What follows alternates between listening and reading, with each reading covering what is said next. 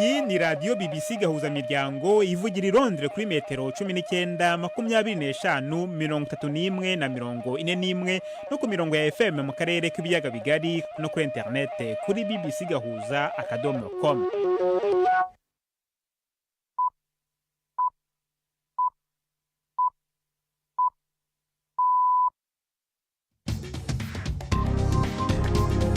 Ubu ni saa 10 n'igice ku isaha mpuzamahanga ya GMT, ni saa 12 n'igice ku isaha yo mu Rwanda no mu Burundi. Muri studio muri kumwe na Jacques Niyitegeka.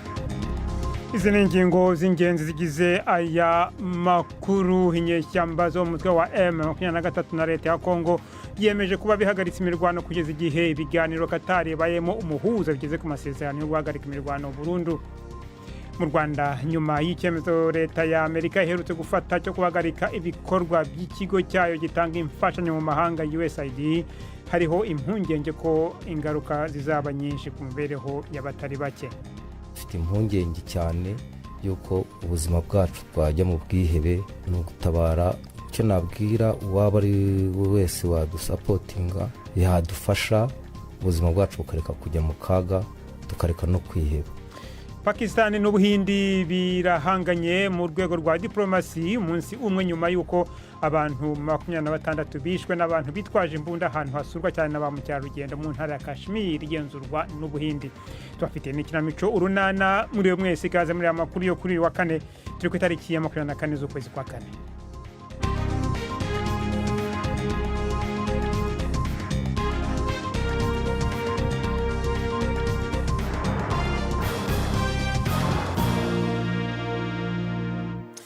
Makuru tuyahere mu burasirazuba bwo hagati. Igisirikare cya Israel cyatangaje ko iperereza ku rupfu rw'umukozi wa ONU wo muri Bulgaria muri Gaza mu kwezi gushize ryasanze rwaratewe n'urufaya rw'amasasu rw'ibifaru by'ingabo za Israel. Ingabo zabanje kubihakana. Israel ivuga ko ingabo zayo icyo gihe izatekerezaga ko zabonye abarwanyi mu nyubako wishwe yari arimo, icyo ahubwo kikaba cyari ikigo cya ONU. Muri Gaza hapfuye abandi bantu benshi, mu gihe abashinzwe ubuzima bavuga ko abantu batari munsi ya 44 bishwe uyu munsi. 10 bapfiriye mu cyahoze ari sitasiyo ya polisi mu majyaruguru ya Jabalia. Ingabo za Israel zivuga ko zibasiye ahantu umutwe wa Hamas ukoresha mu gutegura no kugaba ibitero. Pakistan n'Ubuhindi birahanganye mu rwego rwa diplomasi munsi umwe nyuma yuko abantu 26 bishwe n'abantu bitwaje imbunda ahantu hakundwa gusurwa cyane n'abamucyarugendo mu karere k'imisozi ya Himalaya mu ntara ya Kashmir igenzurwa n'Ubuhindi. Ubuhindi bwashinje Pakistan kubigiramo uruhare rutaziguye. Pakistan ariko irabihakana yivuye inyuma. Islamabad yavuze ko icyemezo yafatiwe n'Ubuhindi bidashyira mu kuri, maze nayo ifatira ingamba Ubuhindi zirimo gufungira ikirere cyayo, amakompanyi y'indege yabwo no guhagarika ubucuruzi ubwo aribwo bwose Ubuhindi bunyuza muri Pakistan. Ni inkuru ya Azayed Mushir mugezweho na Fenega Kwaya. Pakistan irarega Ubuhinde kwitwaza igitero cy'i Pahalgam kugira ngo bushyire imbere gahunda yabo ya politiki. Abakuru ba gisirikare n'abagisivile bo muri Pakistan bahuye amasaha menshi kugira ngo bige uko bakwitwara muri iki kibazo, maze batangaza ibyemezo byinshi mu kiganiro gikarishye bahaye abanyamakuru kigaca no kuri televiziyo y'igihugu. Bavuze yuko guhagarika by'agateganyo amasezerano bagiranye agaragaza imbibi ziri mu mazi bihutaje amasezerano mpuzamahanga. Islamabad yavuze yuko ibona ukugerageza kose guhagarika cyangwa se kuyobya amazi nk'igikorwa cy'intambara. Ikibazo nyamukuru rero ubu kibazwa ni ukumenya niba ari uguterana amagambo mu buryo bwa diplomasi gusa cyangwa se niba bishobora kubyara amakimbirane akomeye. Ingaruka zo ziraremereye. Ubuhinde na Pakistan byarwanye inshuro ebyiri kubera agace ka Kashmir. Gusa biramutse bibaye bibu, ubu noneho ibi bihugu byombi bisigaye bifite n'intwaro za nucleaire. Ibiro by'umukuru wa Amerika byanenze cyane ihazabu umuryango w'ubumwe bw'Uburayi waciye ibigo bibiri by'ikoranabuhanga bikomeye byo muri Amerika Meta na Apple kubera kutubahiriza amategeko y'uwo muryango. Byise iyo hazabu bwambuzi mu rwego rw'imari Amerika itazihanganira, maze bisaba ko icyo byise ukwibasira mu mayeri ibigo by'ubucuruzi byo muri Amerika n'abaguzi b'abanyamerika bigomba guhagarara. Umuryango w'ubumwe bw'Uburayi wahanishije Apple ihano cy'ihazabu kubera ko iki kigo cyabujije abahanga bakora za porogaramu zo muri za mudasobwa kumenyesha abazikoresha ko hari izindi bisa bashobora gusanga hanze y'isoko ry'utu porogaramu dukoreshwa na Apple. Meta yo ishinjwa guhuza Facebook na Instagram kugira ngo ibyo bigo bibashe kubona uburenganzira bwo gukoresha amakuru bwite y'ababikoresha. Tujye mu karere k'ibyaga bigari. Ibiganiro bya Doha ku ntambara yo mu buseruko bwa Repubulika ya Demokarasi ya Kongo byaraye bishitse ku mwumvikano hagati ya leta y'icyo gihugu n'urunani ya AFC ruri kumwe n'umugwi witwaje ibigwanisho wa M23. Impande zombi zemeye kuba zihagaritse kurwana ubwo nyene kugira haboneka agahengwe katuma hakomeza ibiganiro byo kurangiza intambara mu mahoro. Iyo ntambwe yashyizwe ko kuhuza bw'igihugu cy'Abarabu ca Qatar mu biganiro bya mbere by'imbona nkubone nyuma y'imyaka irenga 3 intambara yubuye. Ni inkuru ya Prime ku Magenge uri mu biro bya BBC Nairobi. Itangazo ry'ibyavuye muri ivyo biganiro uruhande rwose rwarisinye ukwarwo, ariko umutwe waryo uvuga yuko ari itangazo rihuriweko n'abaserukiye leta ya Kongo n'urunani AFC ruri kumwe n'umugwi M23. Ku ruhande rwa leta ryatewe ko umukono Kinshasa na Papi Muyika Nguvu yararongoye intumwa za leta. Ku ruhande rwa AFC M23 naho ryasinyiwe Igoma na Lawrence Kanyuka, umuvugizi w'urugo runani. Muri urwo runani batubwiye yuko igihambaye ari uko itangazo barihurizako. N'umuhuza igihugu ca Qatar aremeza kandi arashima ko baryumvikanye ko impande zombi zivuga yuko zumvikanye kureka kurwana ubwo nyene no kureka imvugo iyo ariyo yose iri mu rwango no gutera ubwoba. Impande zombi zivuga kandi ko zemeye kubahiriza ivyo ziyemeje, bikazokugurura inzira yerekeza ku biganiro vyubaka byo kugarukana amahoro arama muri Repubulika ya Demokarasi ya Kongo no mu karere nk'uko itangazo rivuga. Ribandanye kandi rivuga yuko ivyo biganiro bizokwiga impamvu zimbitse z'amakuba ari hubu no ku buryo bwo kurangiza intambara mu bice byo mu buseruko bwa Kongo. Impande zombi zisaba abanyagihugu nabo gukurikiza ivyo ziyemeje. Hari haheze indwi zibiri hari amakuru avuga yuko ibiganiro byatanguye i Doha hagati y'izo mpande zibiri, ariko nta na rumwe rwari bwigere rugira ico rubivugako. Qatar yahuje izo mpande yavuze ko izishishikariza gukomeza ivyo biganiro mu cuka cubaka, zikora mu kuganisha ku masezerano ajanye n'ivyifuzo by'amahoro n'iterambere by'abanyekongo. Ivyo biganiro vya Qatar nivyo vya mbere vy'imbona nkubone hagati ya leta ya Kongo n'urunani AFC M23 kuva uwo mugwi witwaje ibigwanisho usubiye kuvyura umutwe mu mpera za 2021. Mukomeje kumva BBC gahuza miryango, muradukurikira kandi kuri Kisoro FM mu majyepfo ya Uganda. Tugeze ku isaha ya saa 12:37 ku masaha yo mu Rwanda no mu Burundi. Hano i Londres dufite saa 11:37. Samirana radio yacu dukunda. Ibiganiro vya BBC kuri radio Humuriza mu Burundi ni ku murongo wa FM 99 n'ibice bitandatu. BBC gahuza miryango. Tukomereze ku makuru yerekeranye n'imari. Umuyobozi mukuru w'ikigega mpuzamahanga cy'imari FMI yavuze ko iki kigega kizibanda ku nshingano z'ibanze zacyo, ariko ko kitazatererana ibihugu byibasiwe n'ingaruka z'imihindagurikire y'ikirere. Kristalina Georgieva yasubizaga amagambo nenga ya Minisitiri w'Imari wa Amerika uvuga ko FMI irimo kugenda iteshwa inzira n'ibibazo by'ubushyuhe bukabije by'umubumbe w'isi ndetse na za gahunda z'uburinganize. Madame Georgieva yavuze ko impungenge za Scott Bessent zizaganirwaho n'abanyamuryango ba FMI. dusubire mu karere k'ibiyaga bigari tujye mu Rwanda nyuma y'icyemezo cya leta y'Amerika cyo guhagarika ibikorwa by'ikigo cyayo gifasha mu mahanga USAID hari impungenge ko ingaruka zizaba nyinshi ku mibereho y'abatari bake mu Rwanda. USAID yafashaga imishinga myinshi yo mu rwego rw'ubuzima, uburezi n'izindi, ndetse hari n'aho yafashaga muri mishinga ya leta. Umuryango Save the Children wo mu Bwongereza ni umwe mu bigomba kugerwaho n'ingaruka, dore ko hari igice cy'inkunga wahabwaga na USAID.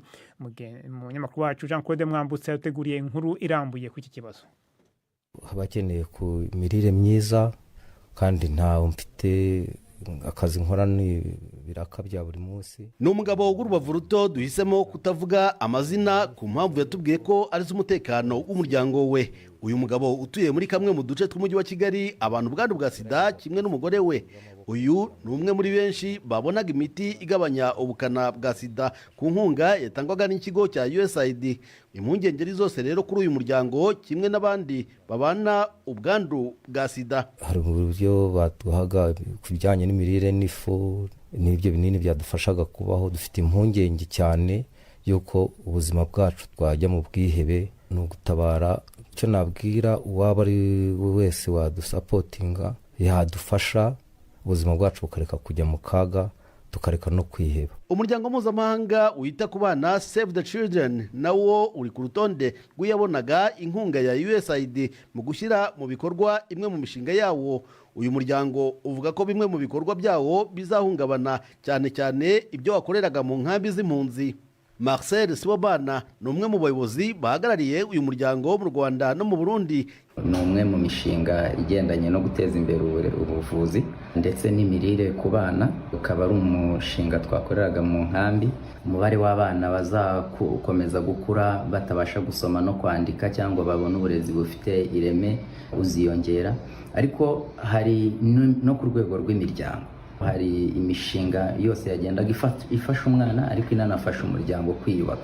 Bivuze yuko iyo miryango nayo izakomeza kugenda ihura no guhungabana mu bijyanye n'ubukungu yari ifite ndetse n'ubushobozi yari iri kugenda yunguka mu kwita ku bana bayo. Mu nkambi zitandukanye uyu muryango wafashaga abana n'abagore basaga 150 bagiye kugirwaho ingaruka n'ihagarara ry'inkunga.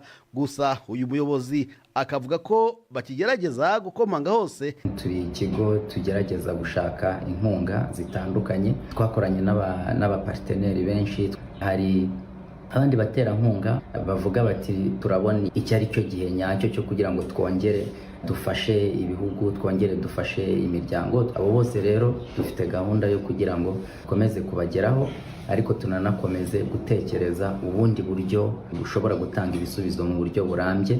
Biragoye kubona urwego rutagerwagaho n'inkunga ya USAID, dore ko hari aho yatangaga amafaranga ku buryo butaziguye cyangwa se igatanga inkunga inyuze mu miryango itagengwa na leta. Leta y'u Rwanda ivuga ko ihagarara ry'inkunga rishobora kugira ingaruka, ariko ngo ntibizahagarika ubuzima. Kuba ibi bibaye mu gihe ibihugu byinshi bikomeje gukomanyiriza u Rwanda kubera intambara zivugwa mu burasirazuba bwa Kongo, hari abasanga imibereho izahazaharira. Gusa ubutegetsi bwo bukavuga ko abanyarwanda bagomba gutangira kwitoza kubaho nubwo inkunga zitabaho, kandi n'umukuru w'igihugu akaba aherutse guteguza ko abanyarwanda bagomba kwizirika umukanda mu rwego rwo guhangana n'izi mpinduka mu bukungu. Umugabo wahoze hari umwe mu bayobozi b'ingabo mu gisirikare cy'Uburusiya wanenze uburyo abamukuriye bayoboraga intambara muri Ukraine yahamijwe icyaha cy'uburiganya maze akatirwa igifungo cy'imyaka 5. General Ivan Popov wayoboraga imitwe y'ingabo z'Uburusiya mu majyepfo ya Ukraine yahamijwe icyaha cyo kwiba ibyuma bifite agaciro ka miliyoni 1.5 z'amadolari byari bigamije gukomeza ibirindiro by'ingabo.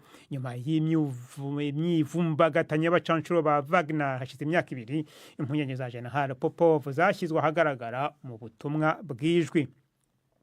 kugeza ubu abantu barenga ibihumbi 60 nibo bamaze kunamira Papa Francisco muri kiliziya nkuru yitiriwe Mutagatifu Petero i Vatikani aho umurambo we washyizwe. Haraboneka imirongo miremire y'abantu baje kumunamira ireshya hafi na kilometero 2 uvuye mu majyaruguru ya Vatikani, mu gihe bamwe byabaye ngombwa ko bategereza amasaha 3 kugira ngo banyure iruhande rw'isanduku ifunguye irimo umurambo we.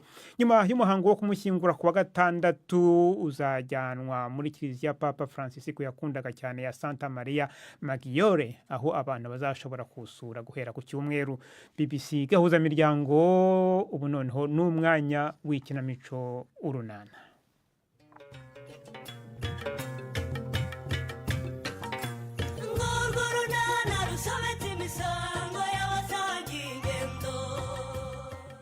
Nadine aributswe ibyo agomba gukora nyuma yo kubyara. Kwa Karemera aho amakimbirane yafashe indi ntera. N'urunana. Honori, wicaye ahangaho hakora iki? Kuba mwicaye se bigutwaye iki? Hanyuma se waneguriye uwuhe mwenda nambarara? Murambabarira uwo mwenda rwose, uwo ndumva ntawo nateguye. Ariko nawe yari hariya mu nzu nta n'umwe wavuye, mushaka wagenda ukambara iyo ushaka wose. Mbese ntacyo uzongera kumfasha njye mbyimenyera. Uzabikora uko ushaka rwose n'uburenganzira bwawe Kareme. Hanyuma zowe muri uru rugo uzakora iki? Ndi umukozi wo mu rugo. Umukozi wo mu rugo se yategurira umwenda umugabo w'icyubahiro rwose nka Karemera akawambarara. Kandi Honori, sinzi icyo wikanze, ariko umunsi umwe uzantera umujinya ngo ukore mu matwi nkungabanyiriza ku gasuzuguro. Aha, ibyo ndumva nta gitangaza kibirimo rwose Kareme. Uzabikore maze uzana undi mugore utarabaye karya rugo. Ubundi mbona n'ubundi ngusebya pe. Ubundi si umugore umeze nkanjye w'umuturage. Umutunzemo iki ko ari nkayo yose? Ugutesha agaciro gusa. Ariko ubundi iki ni igihano Imana yamaye. Ni ikigeragezo. Ni iki koko? Ni njye yagerageje kuko yanyohereje kubana n'umugabo utanshaka kuko yabanye nanjye yarabuze abanyamashuri rwose yashakaga. Honori, ndavuze ngo sinongera kumva utwo tugambo twawe. Su nawe Kareme urambuza kuvuga nka ariko kandi Kareme wibeshye ngaho wongera unkorere ko nanjye nakwishyura ongera se.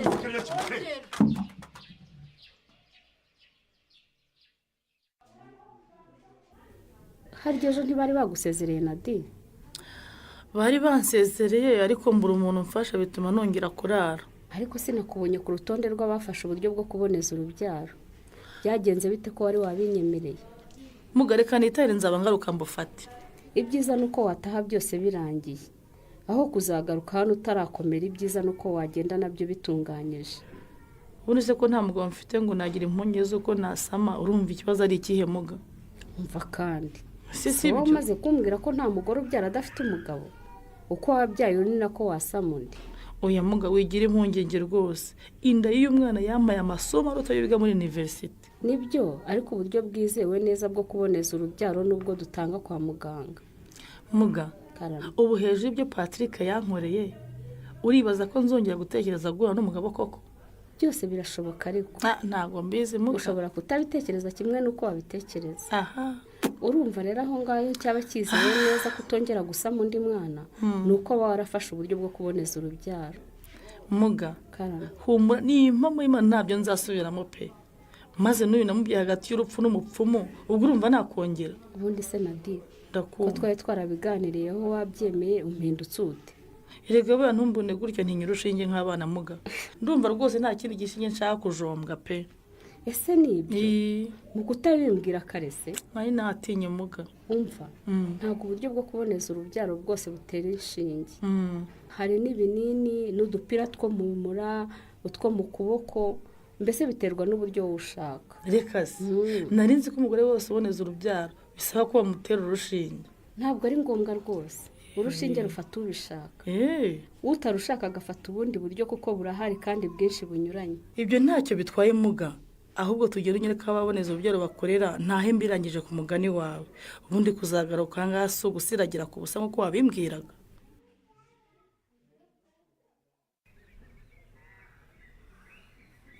Ariko se wambabariye mama, wambare rwose, wambare umunota umwe koko.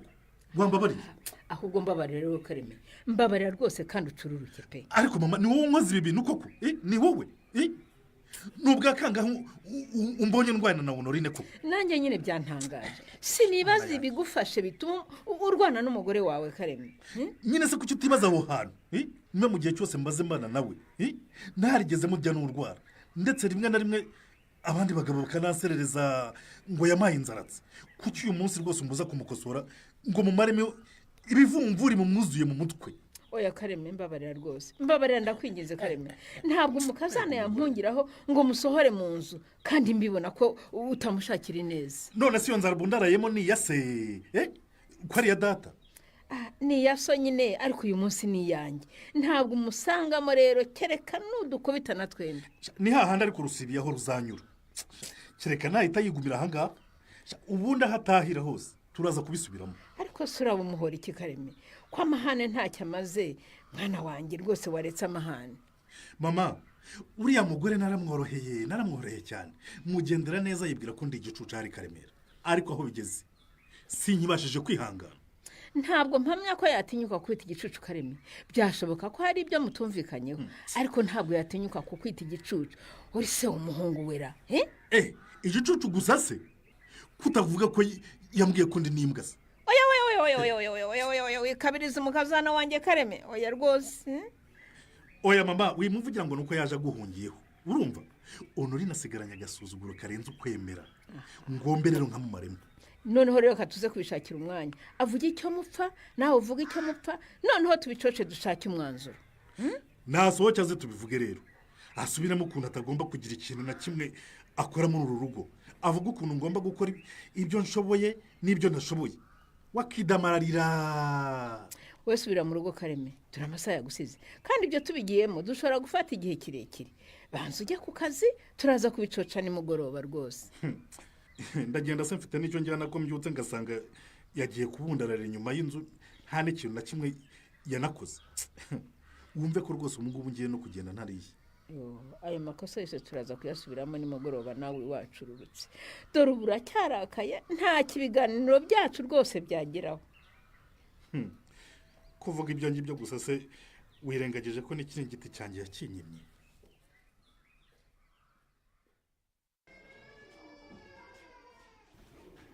yewe nadisha buryo kubyara kera koko ntabwo uri kubafata uruhinja ubu se niwe uheruka kubyara nyuma yangera mva nayo se mbere kuduhinja ariko ndakibwa kuduterura mva zana nkwereke ese wagize ngo nananagarura imbaraga ku buryo buhagije mujye akira mumfashe yewe ariko nadi ndakumva nibagiye kukubaza Patrick yageze haraza aza byaheze sha umuntu ni mugari koko Patrick twabanaga atandukanye cyane na Patrick wanteye inda ariko yararengereye pe nta muntu n'umugabo wo gutenda ngo umwana ndavuka ataramugeraho ibyo byose bireke byibuze yandikisha umwana mu irangamimerere abagabo baragura pe kandi ejo ndazaza yiteta n'umutwe ngo aje kureba umwana we yewe niyo yaba itegeko ry'Imana ritegeka ngo mwereke umwana wanjye ntaryo nakubahiriza pe ikirekere wa muntu ariko ibyo uvuga ntabwo bizi mujye papa w'umwana ngibi nibi gutese ndakubwiye ngo niyo mareka yava mu ijoro akaza akampagarara imbere kambengwe ku mwana Patrick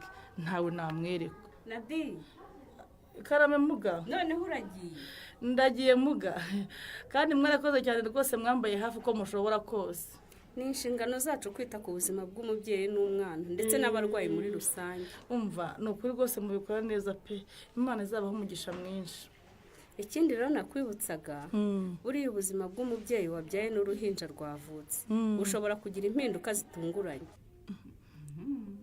kuba umubyeyi akomeza kumva nta mbaraga zihagije afite kandi yaruhutse n'ibyo uvuze bibaho ariko kandi bushobora no kugira impinduka kandi umubyeyi n'umwana bumva bameze neza ngahore ibyo si umuntu yabwirwa n'iki kandi yumva ameze neza muri we aha rero niho tugira tuti mubyeyi isuzumishe kandi usuzumishe uruhinja umaze kubyara kugira ngo umenye uko ubuzima bwawe n'ubw'umwana buhagaze kandi mwitabweho neza ubwo se ni ukugaruka hano ku kigo nderabuzima muga oya si ngombwa kugaruka hano kuko umujyanama w'ubuzima wo mu mudugudu wawe azaza kugusura nyuma y'iminsi mike agusuzume wowe n'umwana wawe none se azabwirwa n'iki ko nabyaye ubwo ningera mu rugo ngomba kumumenyesha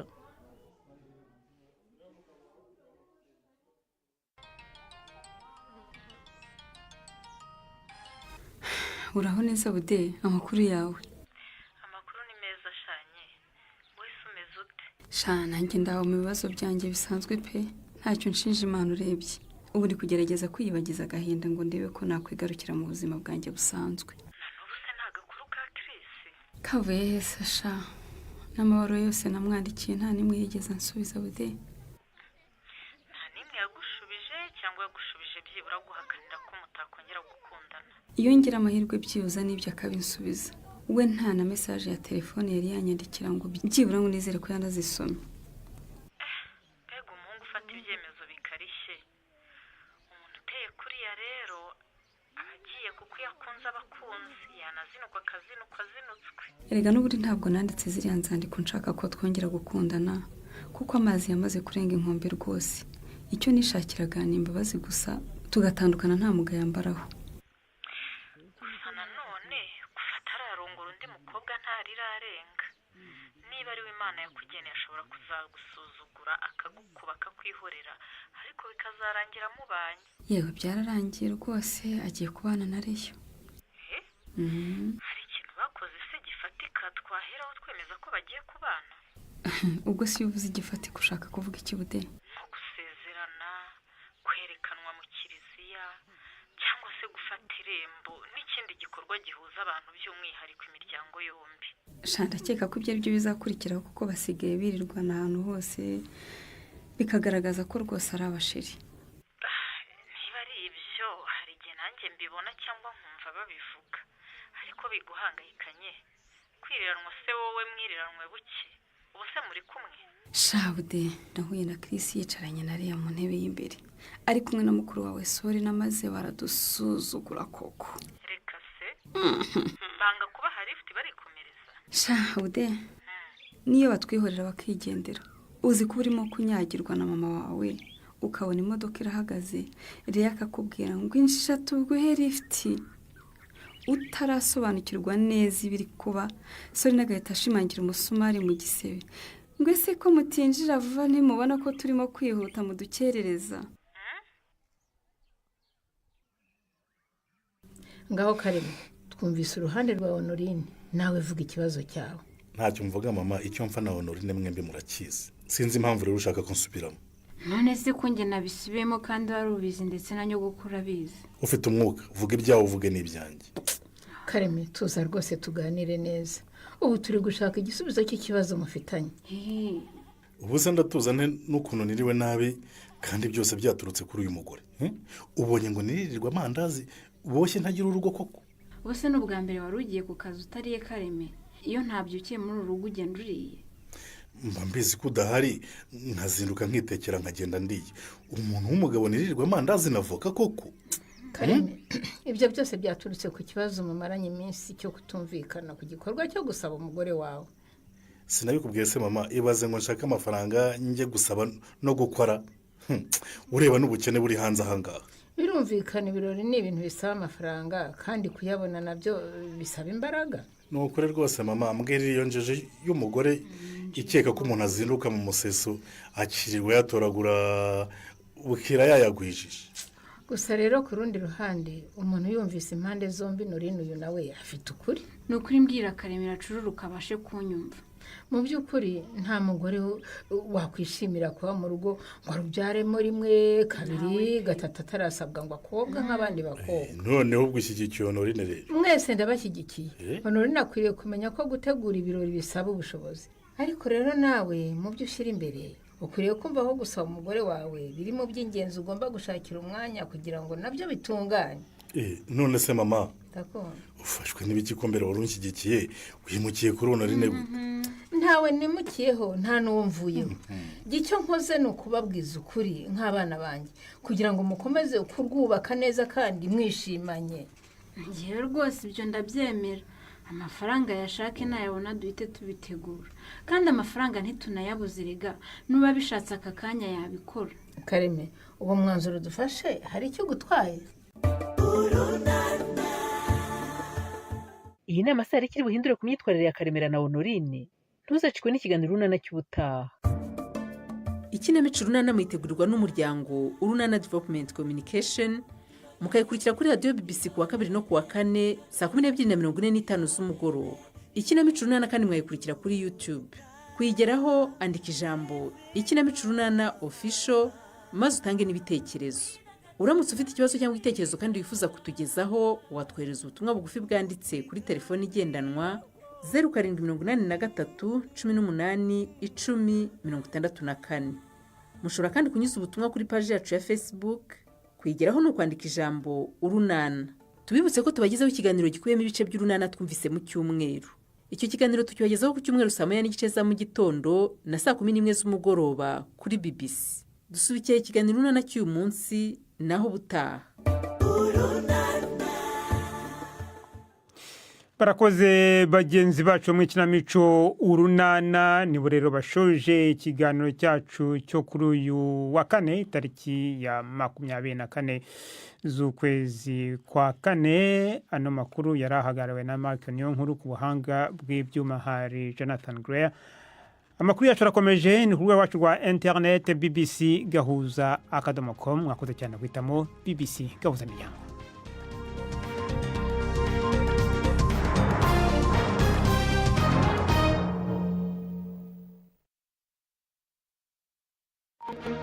Thank you.